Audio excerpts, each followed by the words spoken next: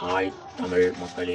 என்னன்னா இப்போ நம்ம ஒரு ஆர்ட் அண்ட் கிராஃப்ட் பண்ண போகிறோம். இல்லைன்னா ஆர்ட் அண்ட் கிராஃப்ட் பீப்புளுக்கு இது கொஞ்சம் ஃபேவரட்டானது கூட.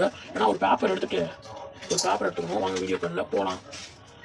E.A channel, subscribe now and like now and comment and bell button on.